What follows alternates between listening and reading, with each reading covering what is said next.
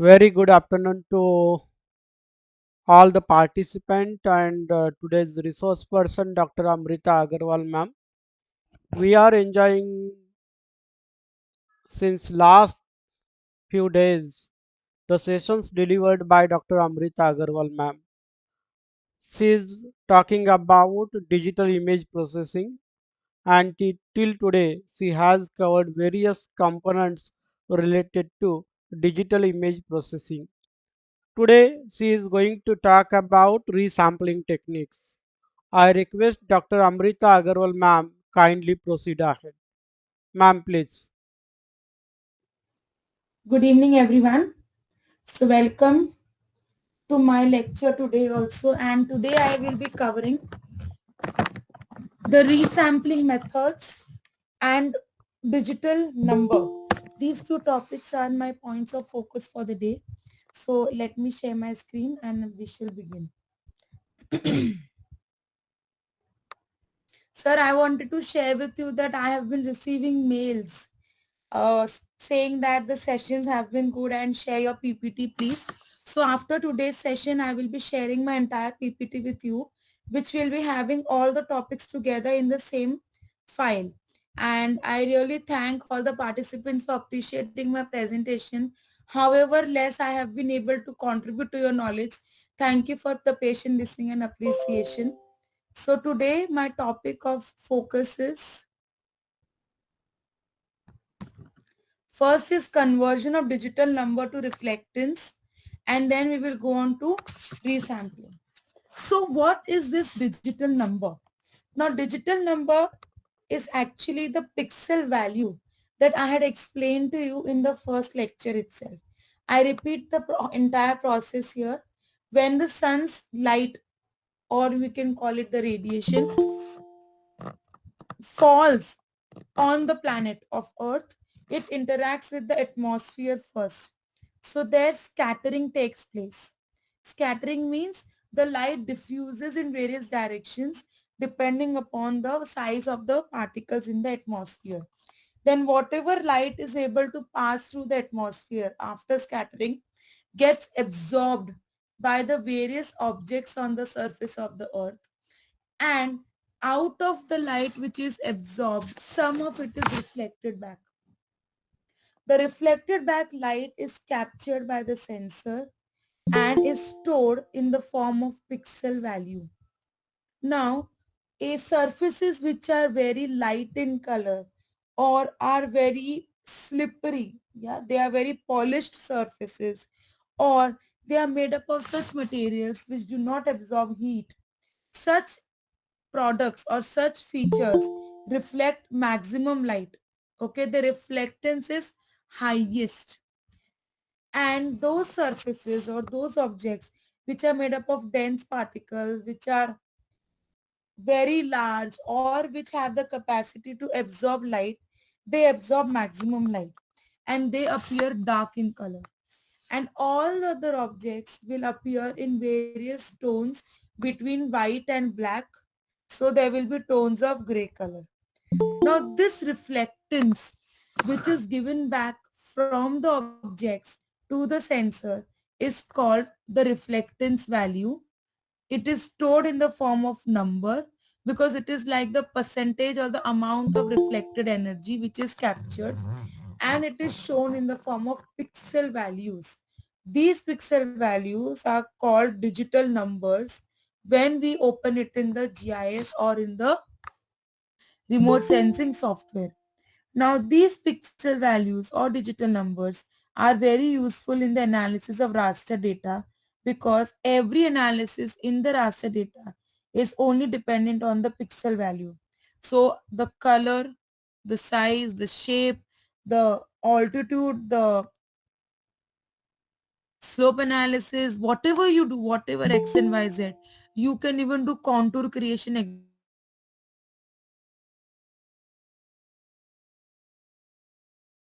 These pixel values are synonymously called digital number. But actually speaking, a digital number becomes a pixel value only when it is converted in so. Okay, otherwise it only remains a number. So In the first line, you would see a variable assigned to a pixel, usually in the form of a binary integer in the range of 0 to 255, that is a byte. Now, what happens is we are here dealing with computer technology. In computer technology, computer language is only in the form of bytes. Yes, and these bytes are 0 bytes, 8 bytes, 16 byte, all those bytes. So it decodes the data in the form of bytes. Now, when it is doing that, at that time, it is called a digital number. And when it is displaying it as a map, it is called a pixel value because it is based on the conversion of digital number to pixel values that it is able to display the map as it is. Yes, but in general, you can say that it is the same because the values don't change. It is only the nomenclature, it is only the name which is changing as per the technology which we are using. Now, since we are learning technology, we must know the technical terms also. And now, as we have seen reflectance is a proportion of the radiation striking a surface to the radiation reflected off of it. Means where after scattering takes place, after absorption takes place, whatever is left is then reflected back to the atmosphere, and that reflectance is caught by the sensor. Now, some materials can be identified by their reflectance spectra. Spectra here simply means the electromagnetic spectrum that I had taught in the first lecture, wherein I had mentioned about the visible spectrum and the various bands. So each object has a spectral signature. I have been repeating that again and again, based on which we can identify whether the object is vegetation, whether it is agriculture, whether it is soil. And the components, or you can say the characteristics of each object, also play a role in the spectral signature. So the spectral signature of wet soil will be different from the spectral signature of dry soil because of the action of water. The spectral signature of desert soil will be different than the spectral signature of, say, black soil or snow covered soil. Yes, similarly, the spectral signature of all the objects will be different. And if there is any variation in any one component also, the signatures will vary. So those involved in remote sensing interpretation, those involved in image analysis are thorough with the spectral signatures of each object. However, the software is built on the basis of this only, that it is able to identify the objects. But then also sometimes, like I've already said, due to missing pixels, bad pixels, or missing pixel values, some objects are not able to identify by the object, by the software. So there we have to think about which pixel value is missing, and then we have to undertake the correction.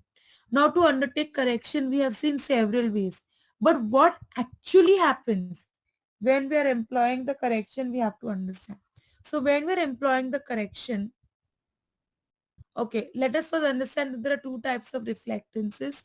The first is top of atmosphere reflectance, which is the one which is used when we are removing the effect of missing reflectance in ArcGIS software.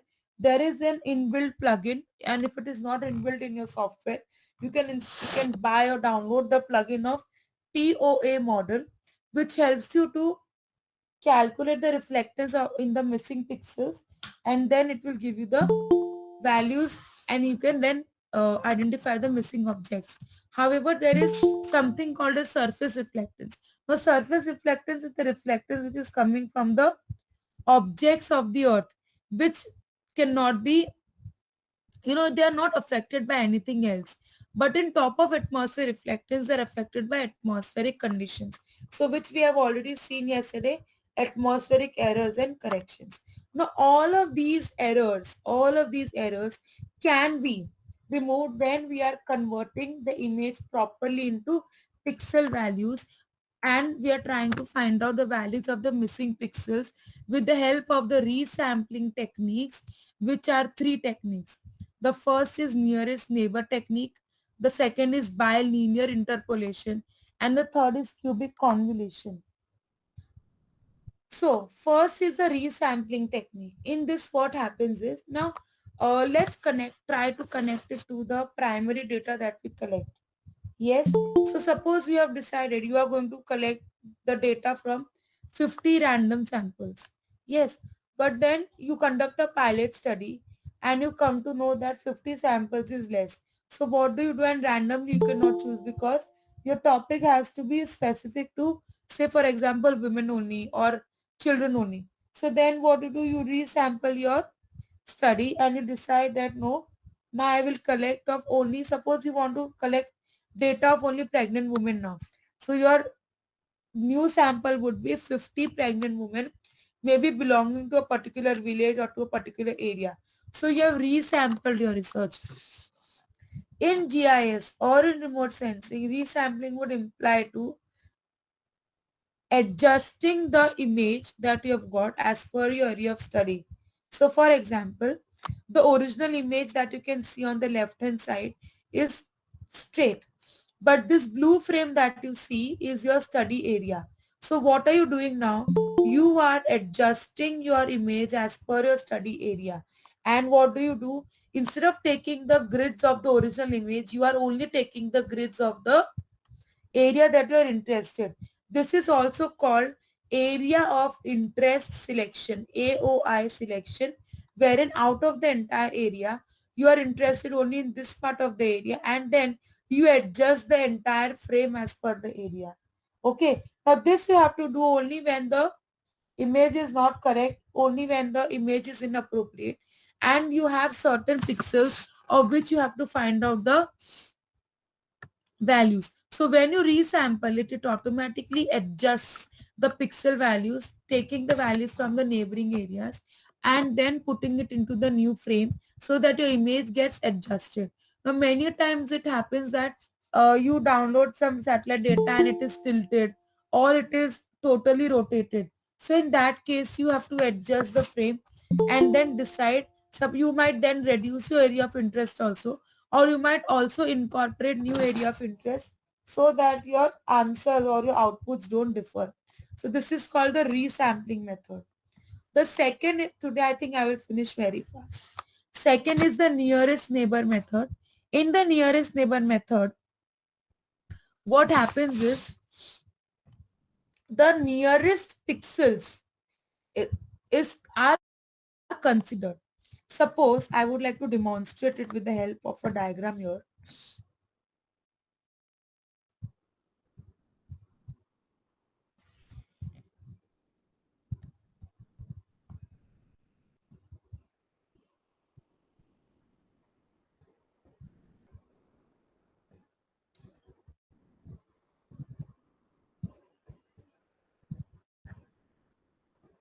Okay. So if this is your raster data, which is made up of pixels, consider each square as a pixel. And now, in case,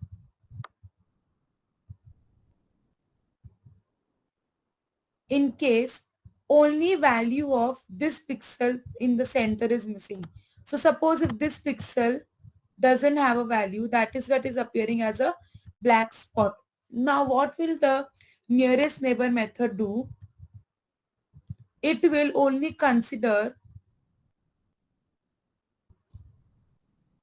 the values of the nearby pixels, that is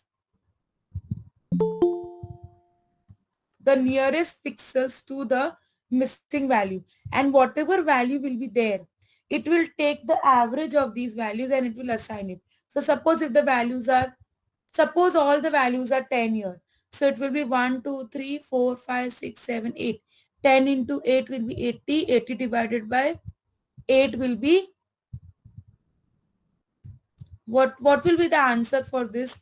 You tell me. If the value of each,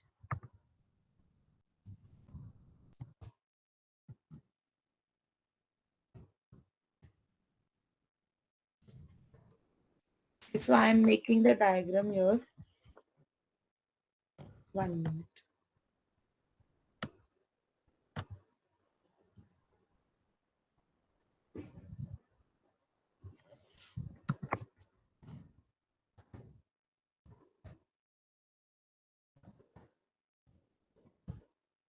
Can you tell me what will be the value for the missing pixel if I have to take the average of this red box? 10. Kindly 10. tell me the answer. Yes, what will be the answer? Somebody said 10. Does everyone agree?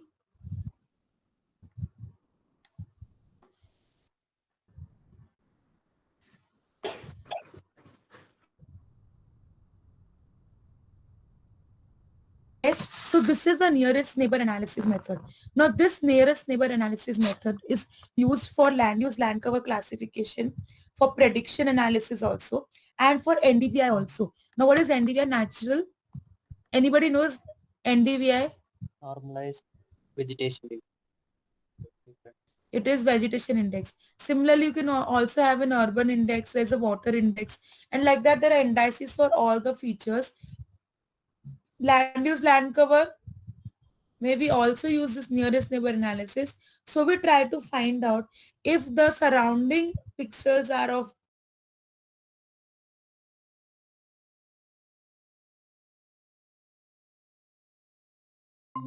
wrong values can end up in assigning it. Therefore, whenever we have a linear missing of pixels, this method is a of removing the noise, or what you can call is removing the pixels error. Then next you have is a bilinear interpolation method. In the bilinear interpolation method,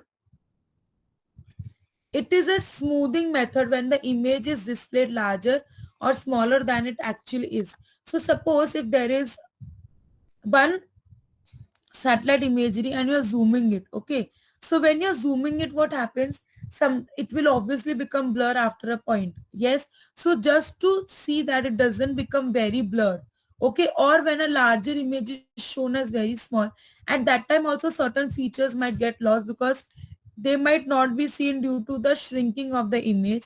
So at that time we have to make sure that all the features are seen properly, neither are they lost, neither are they pixelated. At that time, this bilinear filtering is used. Now, this bilinear filtering uses points to perform bilinear interpolation, and this is done between the four pixels nearest to the point that best represents the pixel. Now, the one that I showed you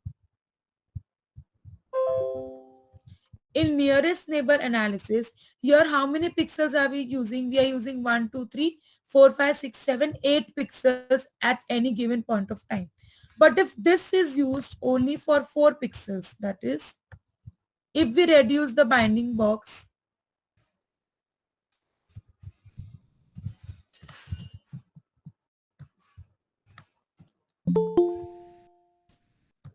to cover any 4 pixels here, so the box shape, it will not be a box proper, but it will cover any 4 pixels which are nearest to the missing pixel, and then do the averaging of it, and then try to give the correct value to the missing pixel. Yes, so it is usually in the middle or upper left of the pixel. So either in the middle of the, either it will be the middle value, that is this one, or it will be the upper left or upper right. Yes, so it will obviously take what, the values which are above the image. So it takes pixels in a linear form, and 4 pixels lene ke baad this way it will give the value to this pixel. So that is why, because it is taking pixels in the linear form, it is called linear interpolation or bilinear interpolation, because either it can take all pixels over here, or it can take 2 pixels here, and then it can take 2 pixels here. So it becomes bilinear interpolation, where two sides it is taking 2 pixels linear to the missing value.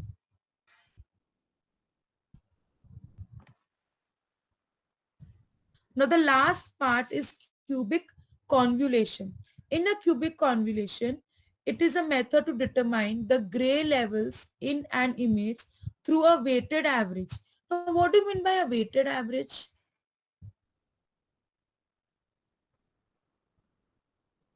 Does anybody know the difference between average and weighted average?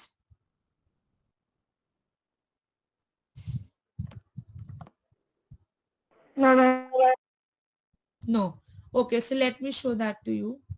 I will just do a small exercise to explain what do you mean by weighted average, difference between average and weighted average. So suppose this is location, this is IMD center, and this is rainfall. Okay. So location would be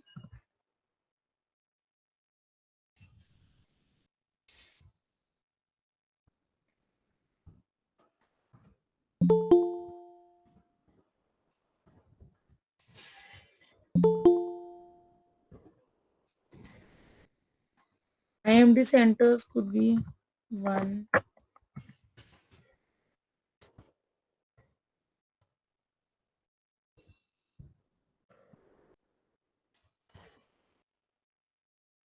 Location would remain the same. So this is for a location. We have 7 IMD centers and the rainfall would be, say for example, it is in centimeters.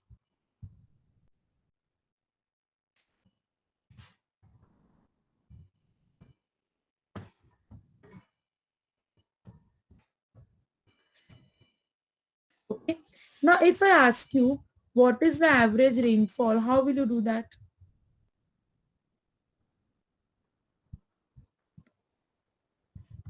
Can you tell me the answer for this? Average rainfall. Adding the number and divide by number of. Yes, so tell Sum me the of the answer. observation upon number of That is observations. right. Tell me the answer.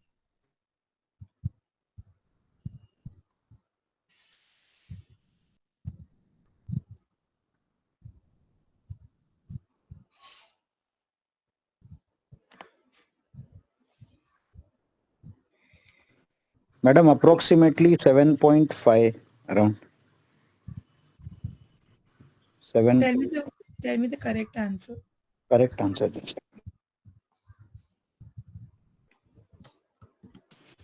7.29. Okay, is everybody getting the same answer? Is everybody doing it? What is the answer, sir? 7.29. This is the average. Wherein we what did we do? We just calculated the total and we divided it by the number of values, which is 7 over here. Yes. Now, whenever we are working with spatial data and if we are working with weighted average, it is important for us to know the location of each place that we are considering, location in the form of x and y coordinates.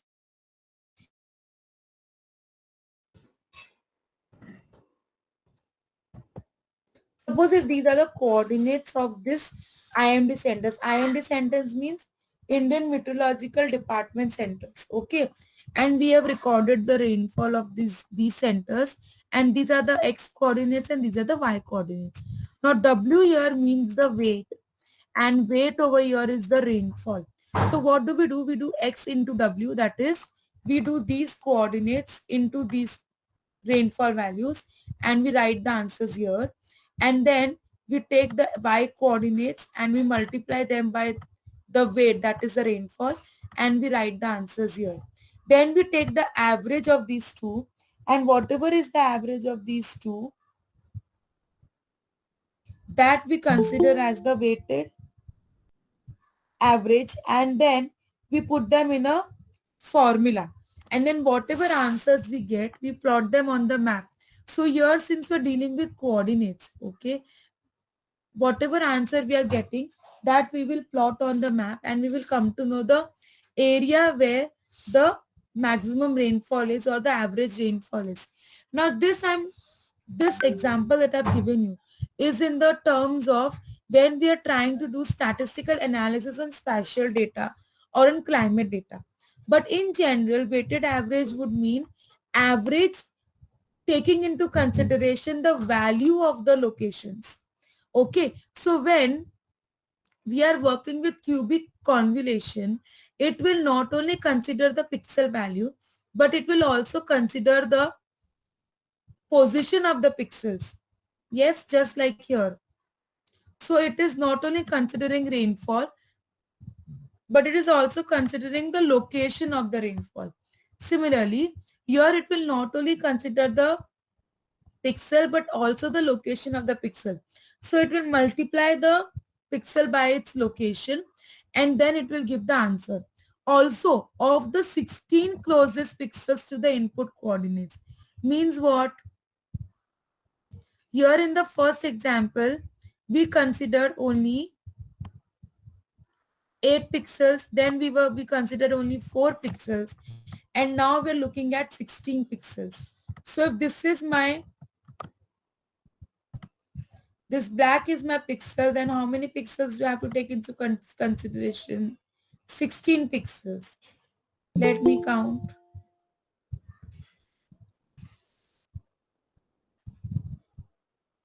Okay.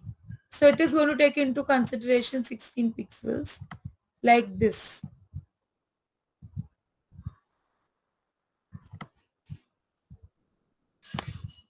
Yes. So it will take 16 closest pixels and then what it will do? It will multiply the pixel value as per the location and then find out the average and then give the value here. So in uh, cubic convolution method, the resulting output is the coordinates. It is not the pixel value. Just like I said here, the resulting output is the coordinate of the place where the average rainfall is. Similarly, here it will give the coordinates of the pixel and then as per the coordinates, we have to find out the value in the pixel. Suppose if the coordinates are that of the rainy area, then obviously the spectral signature or the missing pixel value will also be of the rainy area. Now, this method generally is considered better than bilinear interpolation and it does not have the disjointed appearance of nearest neighbor interpolation. So, in this what happens is when you're doing nearest neighbor analysis, sometimes it gives a different color than the surrounding color. So, it looks very disjoint. It looks as if suddenly an island has appeared in between the imagery.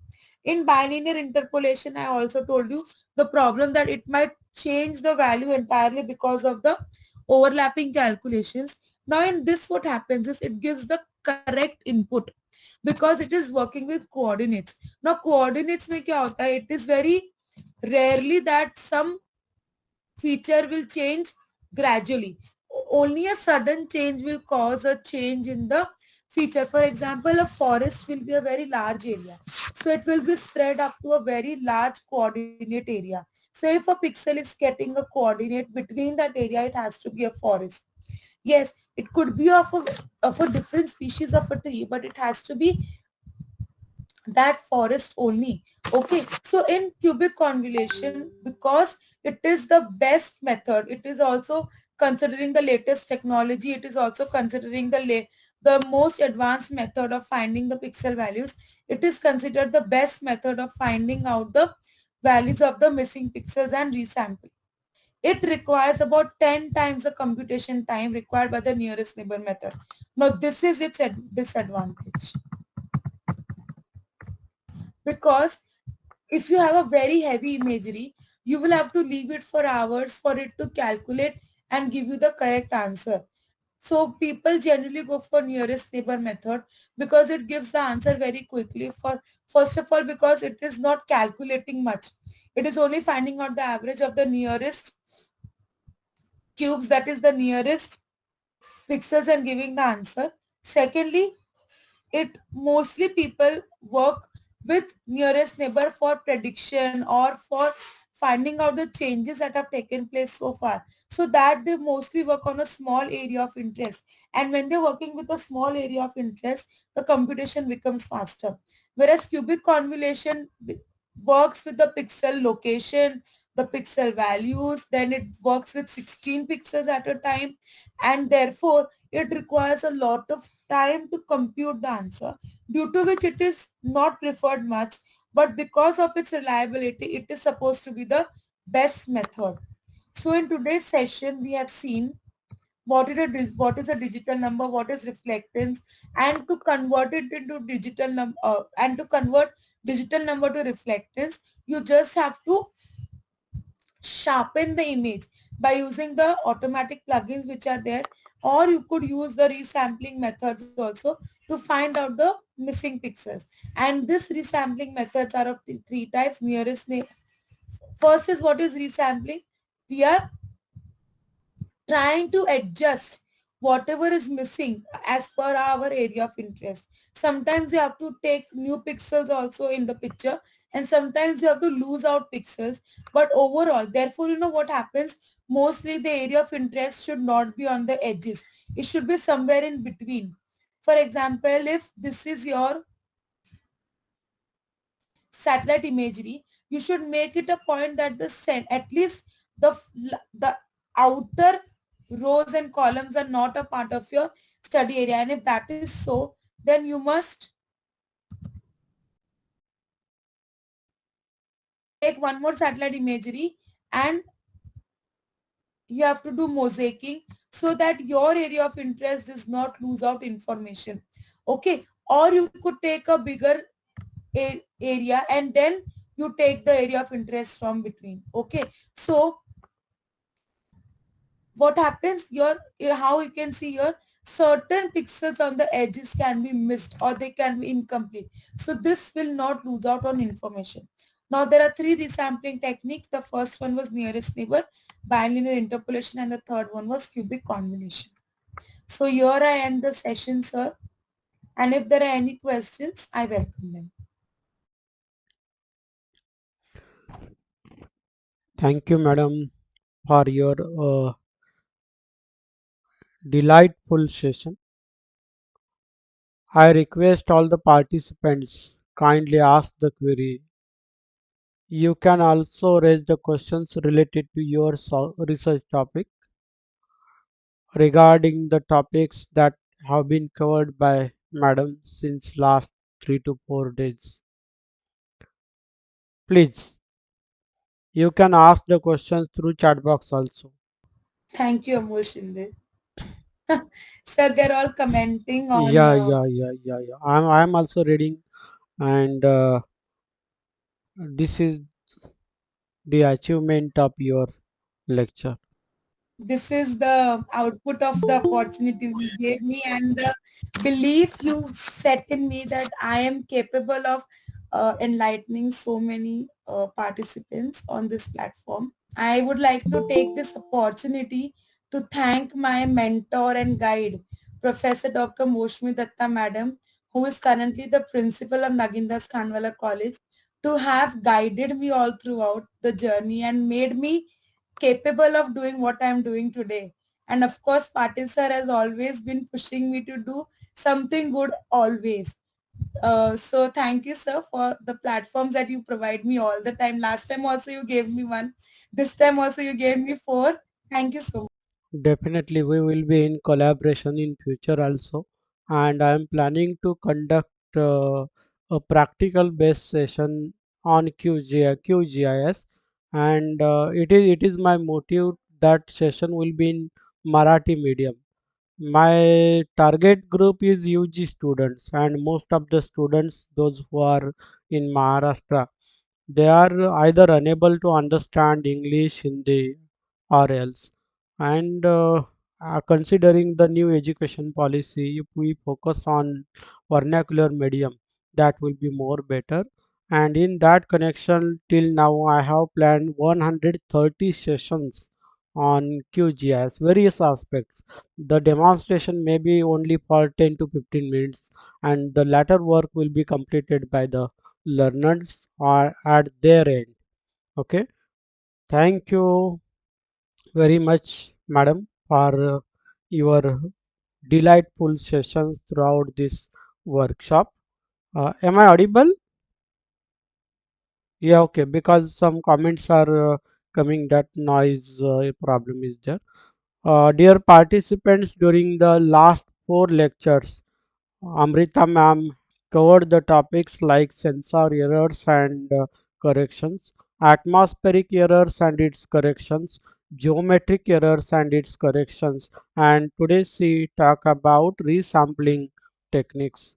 Madam, on behalf of DSPM's ASP College Devruk and all the collaborating institutions, which includes Nagindas Khandwala College, Mumbai, Gokte Joglekar College, Ratnagiri, S.H. Kelkar College, Devgad, CKT College, Panvel, Chhatrapati Shivaji College, Satara, and Mata Gujari College, Fatehgarh Sahib, Punjab. On behalf of all these collaborating institutions and Spatial Hawk Geoinformatics Private Limited, I extend our sincere thanks to you for sharing your time and enlightening the participants. Thank you. Thank you very much. Thank you.